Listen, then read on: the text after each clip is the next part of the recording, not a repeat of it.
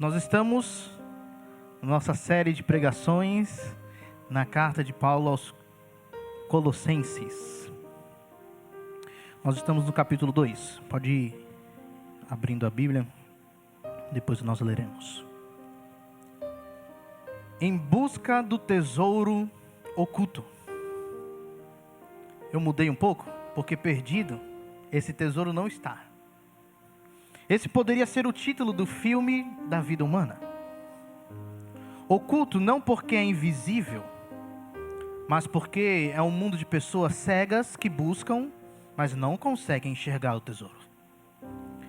Não sabem ao certo o que é, onde está e como conseguir, mas vivem atrás desse tesouro.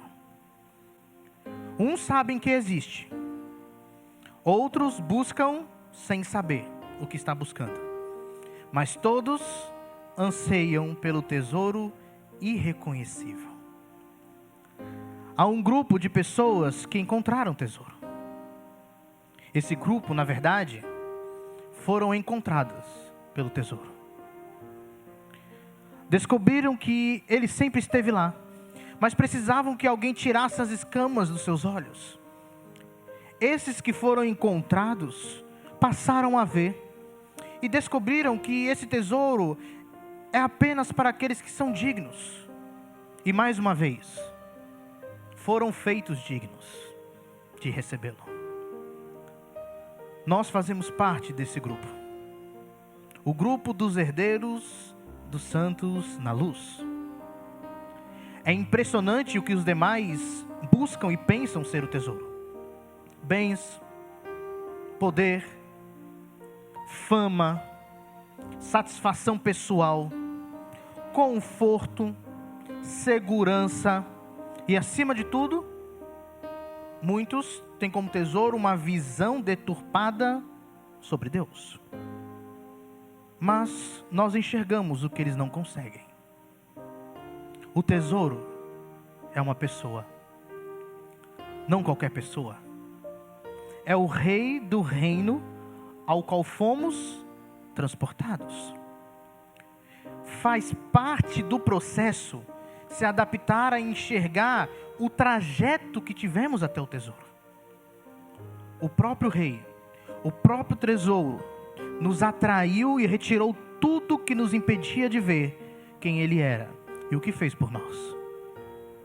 Ele nos reconciliou, restaurou nosso relacionamento com ele. Ele faz questão de sabermos onde estamos, para que façamos o que é devido. Nós vimos que para saber onde estamos, nós precisamos entender o que éramos e por quê, e o que somos e por quê. Então nós viveremos e saberemos aquilo que devemos fazer. Nós sabemos que fazemos parte desse movimento de reconciliação, não apenas como seres reconciliados, mas como propagadores, testemunhas vivas. Paulo até agora está mostrando algumas coisas para nós sobre o que Jesus fez, o que ele fez, sobre algumas descrições de alguns fatos. E é apenas descrições mesmo que Paulo fez até agora. Do que ele agradecia a Deus pelos colossenses. A descrição de sua oração, de sua petição. Descrição do que Cristo fez e o que ele é. Descrição de onde estamos no mapa da história. Descrição do ministério de Paulo, do que ele estava fazendo para que os de Colossos, Laodiceia, Hierápolis e tantos outros fossem fortalecidos no Senhor, estivessem unidos para usufruírem da bênção que pertence a quem foi encontrado pelo tesouro da sabedoria e do conhecimento. Paulo, até agora, até o capítulo 2, versículo 5, ele apenas descreveu, mostrou algumas coisas. Lembrando que toda essa descrição tinha um foco prático para o que eles viviam E isso não foge da nossa realidade das igrejas de hoje em dia. Qual era esse foco prático? Toda essa descrição e esforço de Paulo é para que, ao viverem as bênçãos do tesouro, eles não sejam enganados por argumentos que parecem lógicos e convincentes, como diz no versículo 4 do capítulo 2. Eles estavam sendo rodeados de heresias, de falsos mestres. Nós sabemos que eles estavam sendo rodeados de pseudo-tesouros. Eles estavam ouvindo falsos mestres contando heresia, ensinando heresia com aparência de evangelho. E a partir desse nosso texto, Paulo começa a rebater essa heresia. Nós veremos mais sobre essa heresia e o que defendiam nos próximos versículos, nos próximos domingos.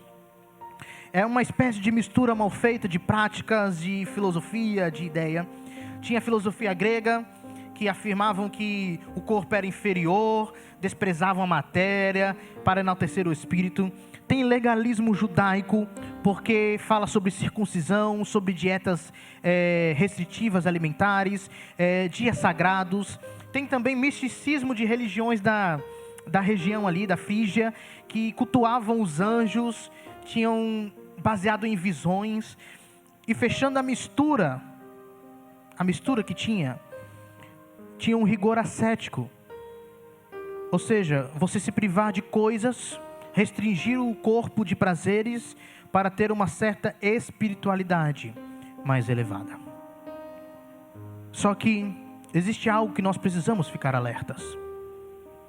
O que nós chamamos de sincretismo religioso, ou seja, esse ajuntamento de algumas religiões, não é apenas um problema do passado, mas é visível ainda mais em nossos dias, e mais sutil em nossos dias. E por que precisamos tomar cuidado? Porque ser eclético está na moda. Vocês ouvem quais músicas? Todo tipo. Sou eclético. E ser eclético, você pode ver que está muito mais na boca das pessoas hoje em dia, nossa sociedade. E isso para a religião também. É por isso que o primeiro verbo que aparece no imperativo, ou seja, quando a gente vê aquela palavra que dá aquele tom de ordem que devemos cumprir, o primeiro verbo desse tipo, de mais de 20 que vão aparecer nos próximos capítulos, é tão atual quanto foi para aqueles irmãos. E aparece agora, nesses nossos versículos, nos versículos 6 e 7. Aqui está a primeira ordem que devemos cumprir. Versículos 6 e 7, a palavra do Senhor diz assim, do capítulo 2 de Colossenses: Ora, como recebestes Cristo Jesus, o Senhor, assim andai nele. Nele radicados e edificados e confirmados na fé, tal como fostes instruídos, crescendo em ações de graças. Meus irmãos, existe uma realidade que faz parte da essência de todo aquele que foi encontrado por Cristo Jesus. A realidade é ser peregrino. Nós andamos, vivemos, estamos sempre em movimento, não sem rumo, sem saber para onde vamos, não. Nós somos chamados a andarmos de acordo com o que Cristo fez em nós, por nós. É isso que Paulo quer enfatizar no nosso texto hoje. Vocês precisam andar, viver, e nós veremos quais as características dessa vida de andarilho. A primeira característica, andar, é sobre perseverar. Olha o versículo 6, o começo. Ora, como recebestes Cristo Jesus, o Senhor, assim andai nele. Ou continuem a viver nele. É Paulo dizendo, continuem, persistam. Sabe tudo o que aconteceu com você? Sabe a união com Cristo? Sabe toda a transformação de quem você é e onde você está? Então, você já começou a andar. Agora continue nessa caminhada. Nós já começamos. Foi bom, prazeroso. Continue. Continue. Igreja, continue. Essa ordem incentiva é importante, porque é como estarmos em uma maratona de 42 quilômetros. E no 5º quilômetro, já começa a bater o cansaço. Estou sendo aqui otimista, tá? Se fosse eu, no 2º quilômetro já estava quase morto. No 5º quilômetro já estamos cansados, ofegantes. E aí você persiste. Chega no 10º quilômetro e o seu corpo já está dizendo: para, pelo amor de Deus, para. Aí você quer parar, mas Paulo diz: não, continue. Isso acontece até com atletas que se preparam para a maratona.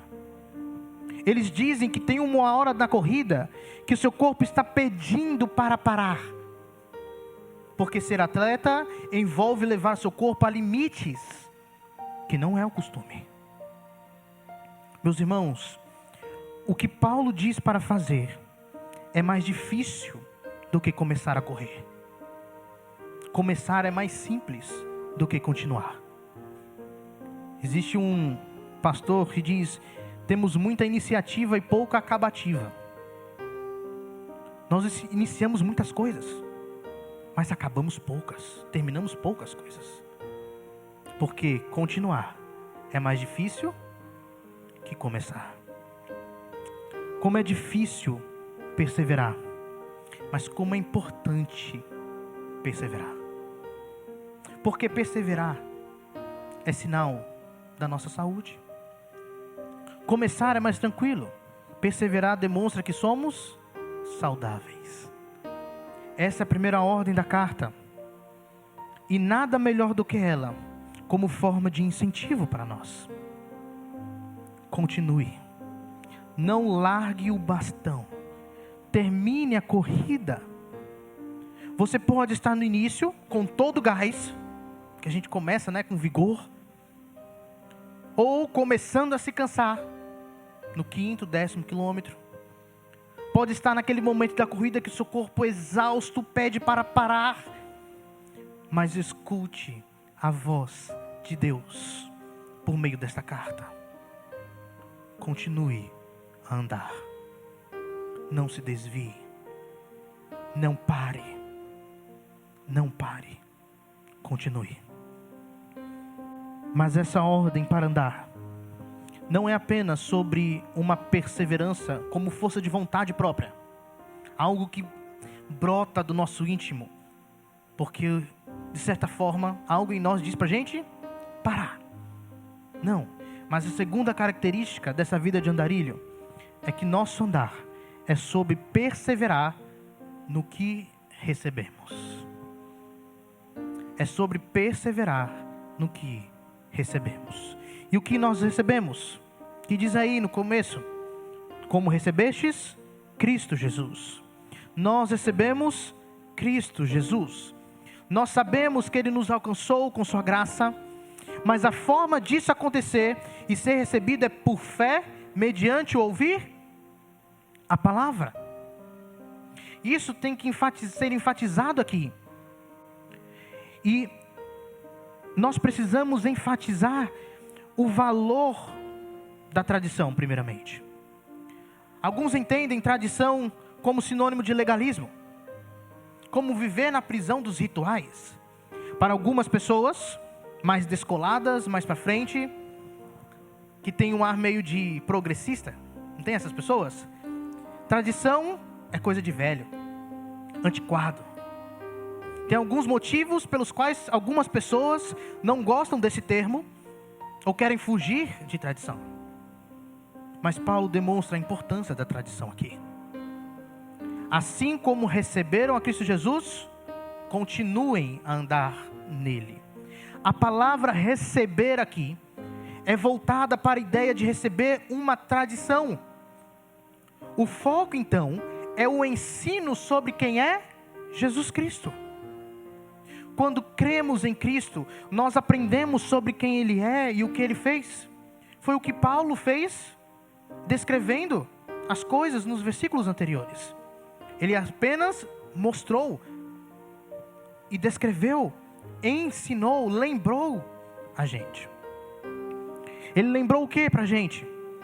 Que Deus nos libertou do império das trevas e nos transportou para o reino do Filho do seu amor, que Ele fez isso, o próprio Filho, por meio do seu sangue derramado na cruz. Demonstrou também quem é esse Filho. Jesus Cristo, Ele é Deus, a imagem do Deus invisível, o primogênito de toda a criação, ou seja, é Ele que tem direito sobre a criação, a autoridade sobre a criação, porque nele foram criadas todas as coisas, nele tudo subsiste. Mas não somente isso, Jesus é a cabeça da igreja, a fonte de crescimento dos santos, a nossa fonte de crescimento. Ele reconciliou todas as coisas em si. E é aqui que nos encontramos. Essa é a nossa tradição.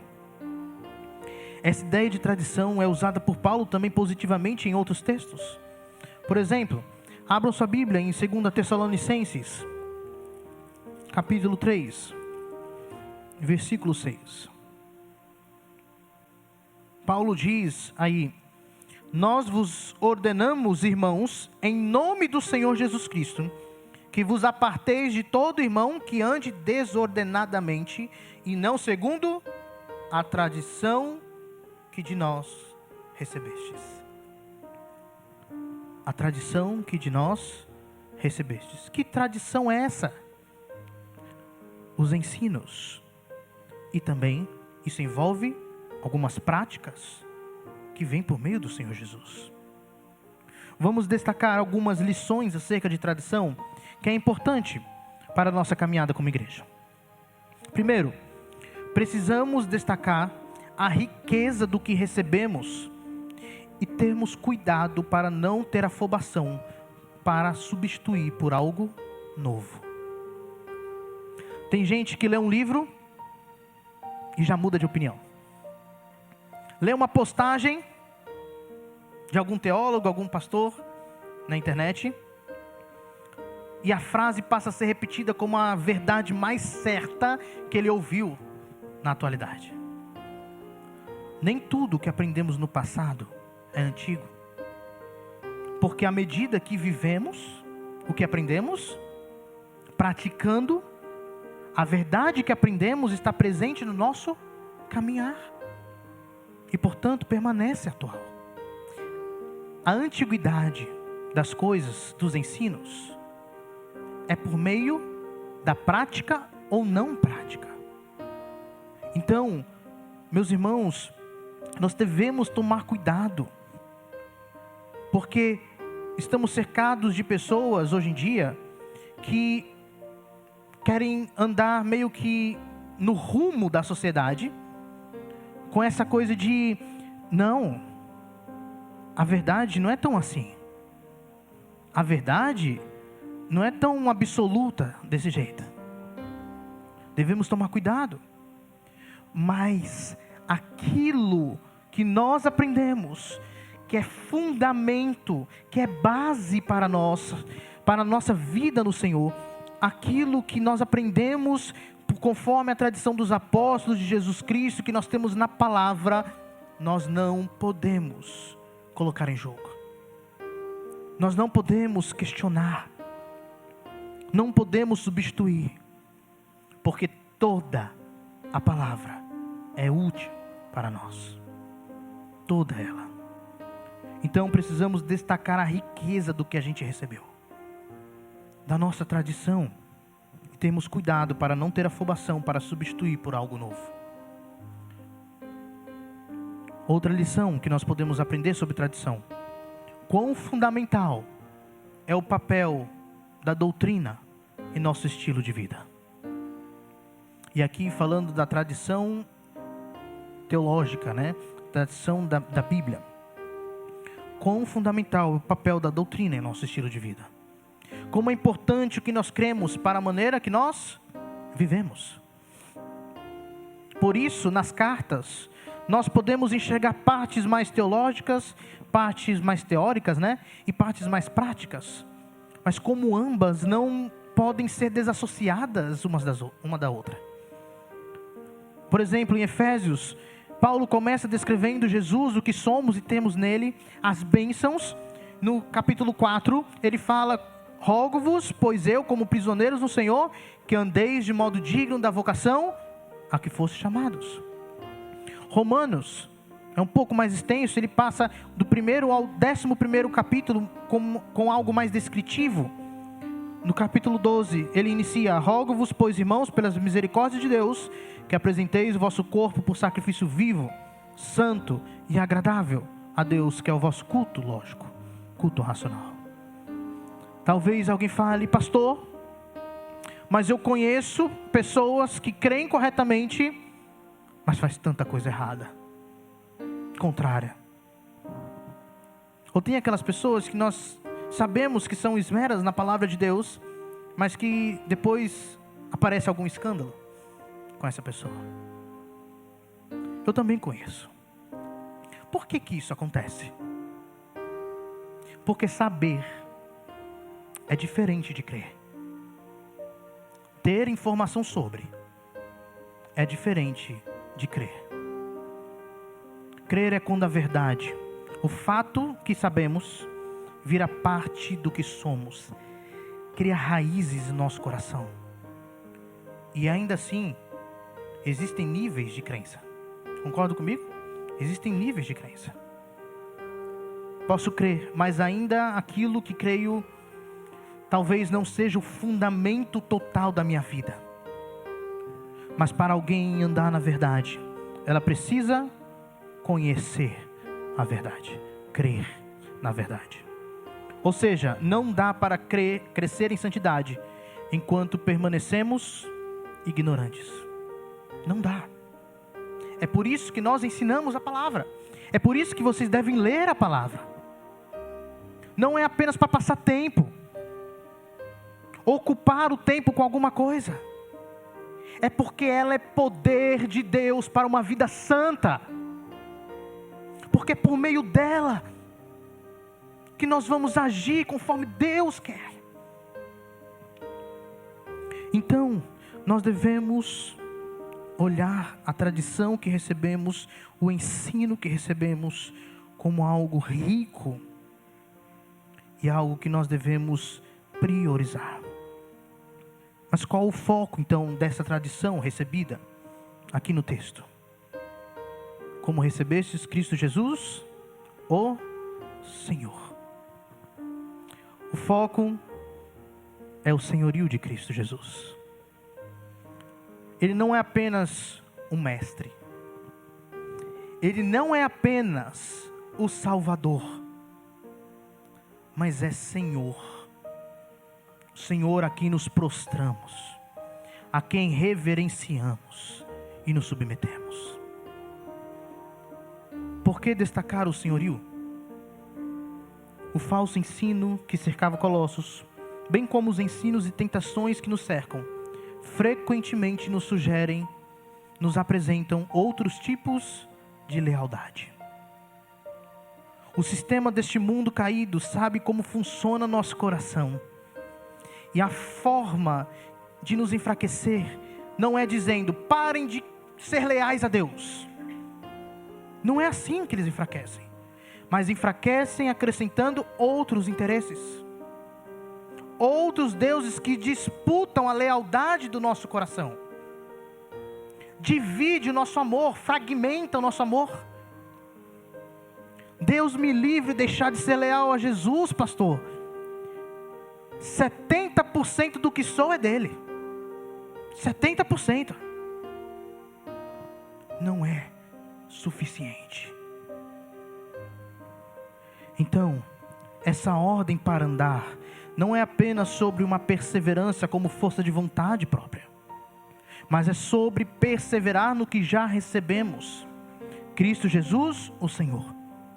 E a última característica é que essa ordem para andar é sobre estar nele. Sobre estar nele. Assim como recebestes Cristo Jesus, o Senhor, continuem a andar nele. Continuem a viver nele. Essa é uma palavrinha-chave no Novo Testamento. Nele. Nele significa que em Jesus Cristo nós obtemos todos os tipos de nutrientes. Ele não pode pedir para você andar fora da videira. Seria a mesma coisa de pedir para os ramos darem frutos estando eles cortados. Pode um ramo cortado frutificar? Eu não vi a cabeça balançando. Pode? Não pode. Não tem como. Porque para frutificar, o ramo tem que estar na videira. E tem algo importante para ficarmos alertas sobre isso. Às vezes, meus irmãos, nossos esforços por mudarmos hábitos em nossas vidas, que temos que mudar, é algo que temos que fazer, às vezes, tem mais a ver com o que vem do nosso coração do que o que vem de Jesus Cristo. Não é? Às vezes queremos mudar, mais com disciplina severa, conosco tomando resoluções, dizendo eu posso, eu consigo, do que com a força que vem do Espírito de Deus. Por isso Paulo diz, andai nele. Nós temos que estar na videira. Mas como já vimos, não é tão simples. Pastor, como perseverar nele quando estamos cansados? Como? Como perseverar quando pessoas e coisas surgem querendo roubar a nossa lealdade e procuram dividir o lugar de Senhor que só pertence a Jesus Cristo? Paulo nos mostra como perseverar. O que realmente envolve andar em Cristo. Para isso, ele usa 4 verbos no versículo 7. 4 palavras de contextos distintos, mas que juntas enfatizam o processo que precisamos viver para perseverarmos em andar nele. Juntar essas palavras de contextos distintos para demonstrar qual o processo que precisamos viver para perseverarmos em andar em Cristo. É interessante a forma que são descritas, que são colocadas a ordem, mostra para nós que Paulo queria fazer uma sequência lógica, como se fosse escalonada, ok? Uma depende da outra. E a primeira palavra aí é, nele, radicados ou enraizados. Qual o contexto? Do plantio, da jardinagem. Ele evoca aqui a imagem também do verso 13. A palavra ali transportado, ele vos transportou, pode também ser traduzida por transplantado, ok? Então, evoca aquela imagem de que ele nos tirou onde estávamos plantados no império das trevas, com nossas raízes, nos plantou no reino do Filho do seu amor, com as raízes, e então nós temos que nos adaptar a este novo terreno. Nos adaptar ao reino, as raízes vão se aprofundando. Agora estão enraizados em outro terreno e precisam aprender a lidar com as raízes. Meus irmãos, precisamos desenvolver a arte de crescermos para baixo. As raízes crescem para baixo, de tal forma que ela e a terra se confundem com o tempo, que é quase impossível você arrancar as raízes da terra. É o crescimento imperceptível e que sustenta a caminhada. Por causa desse crescimento que damos os passos que são visíveis. Esse crescimento é aquele que faz com que nosso coração seja cada vez mais de Deus. Que o que somos vai sendo moldado à semelhança de Jesus Cristo, à semelhança do Rei, do Reino.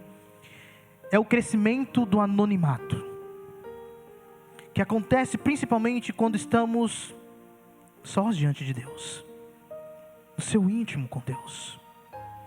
E quem está diante de Deus nunca consegue permanecer com máscaras. As máscaras caem. Nós não encenamos diante de Deus. Não tem como. Ele conhece a gente como nós somos. Nós não improvisamos diante dele. O crescimento das raízes, só você e Deus que vem.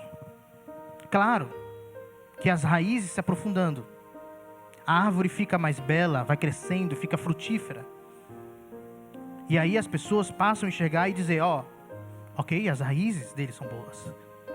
Mas o crescimento em si, das raízes, não tem plateia. A não ser Deus e você.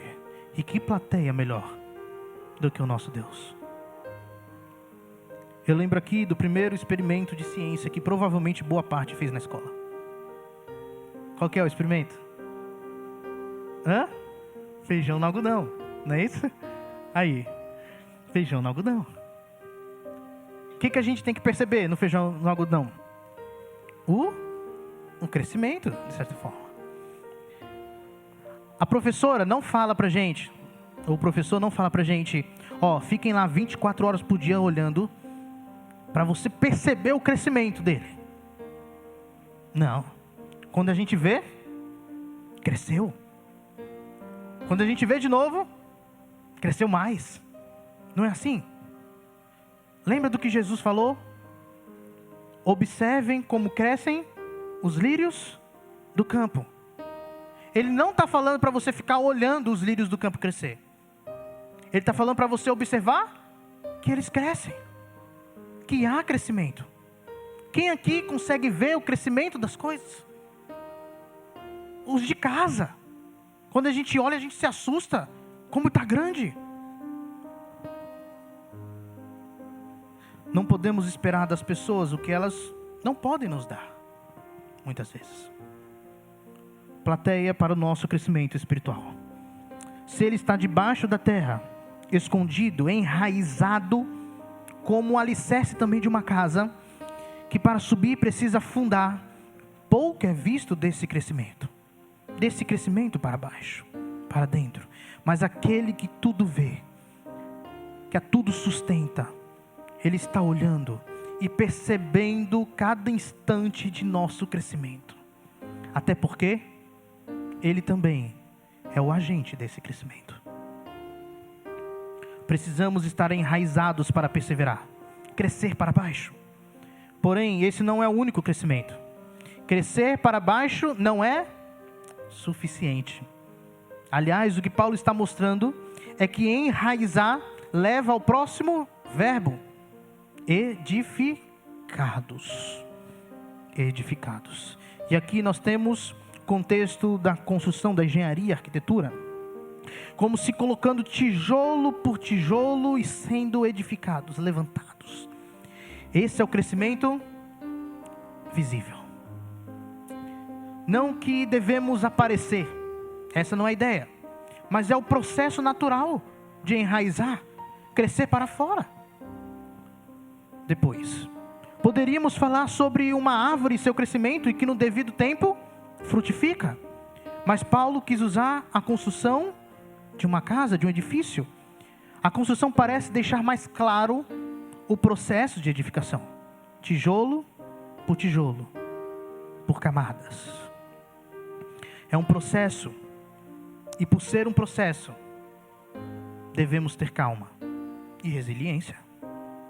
Porque se estamos sendo enraizados como deveríamos, a edificação vai acontecer.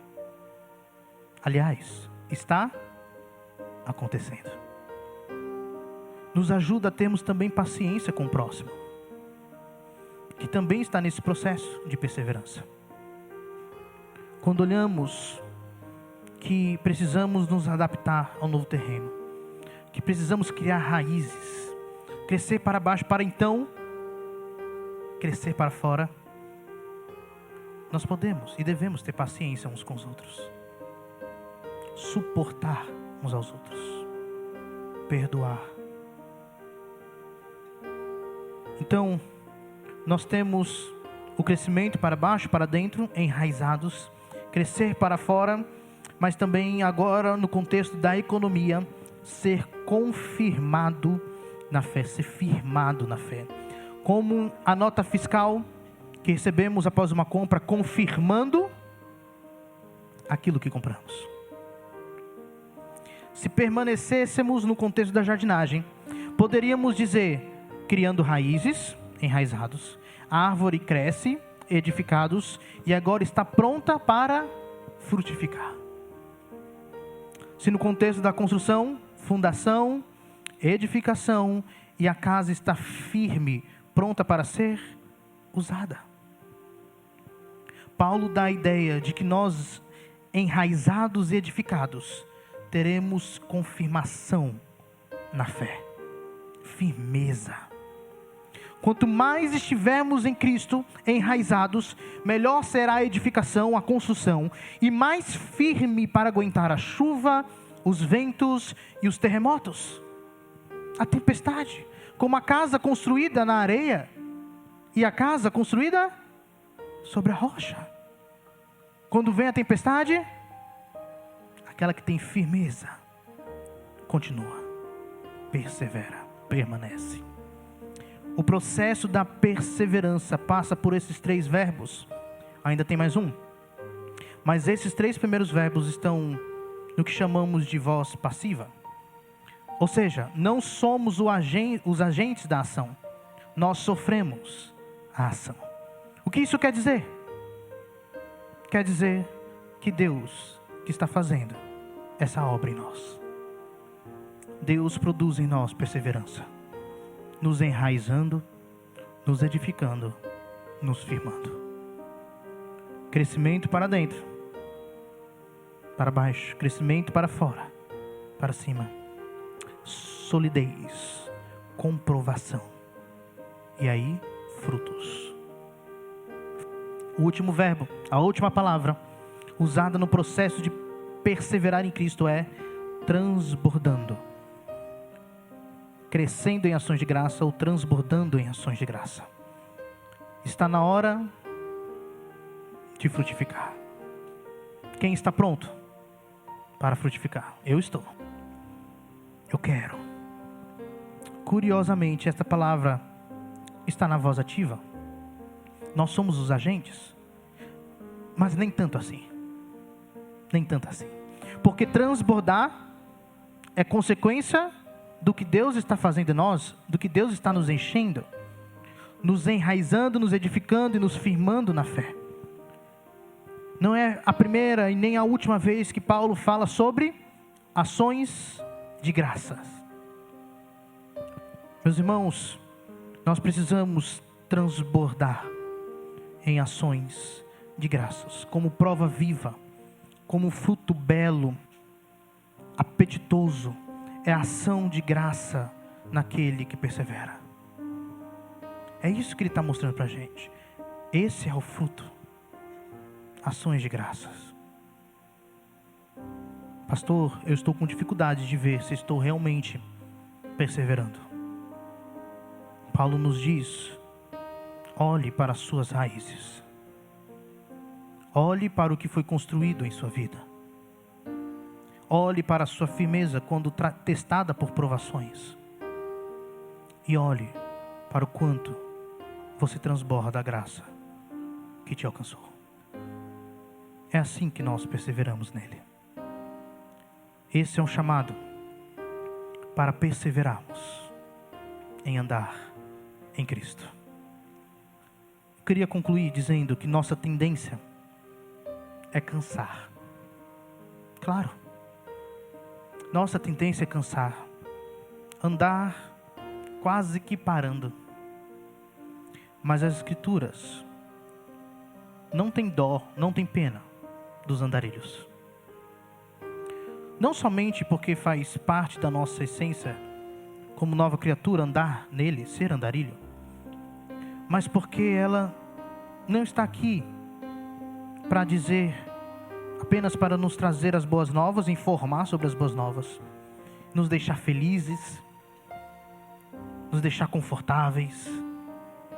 Ela vem trazer boas novas dizendo, eu tenho a força para vocês continuarem, mesmo quando acham que não dá mais. É isso que as Escrituras fazem. É isso que é o Evangelho. O Evangelho diz, eu tenho a força o poder para vocês continuarem, mesmo quando acham que não dá mais. A boa notícia envolve Deus nos chamando a fazermos coisas com Ele, andarmos nele. A obra de Deus, o processo é dele, mas inclui nós trabalharmos com Ele. Inclui nossa responsabilidade, que não é para ser visto como um peso, apesar de ter peso, mas é para ser visto como bênção. A boa notícia não é aquela, então, que nos livra de andar. Mas mesmo que o padrão de santidade seja alto. Qual o padrão de santidade? Sede santos como o vosso Pai Celeste é santo. Mesmo que o padrão seja alto, a boa notícia, o Evangelho, ela se apresenta como energia, os nutrientes, a força necessária para andarmos nisso. O Evangelho é suficiente como o poder de Deus para perseverarmos na fé, em andar nele. Porque o agente da salvação é também o Rei e Senhor, supremo e único. Então, meus irmãos, perseveremos. Ainda mais, quando vem vento de doutrina, vamos perseverar.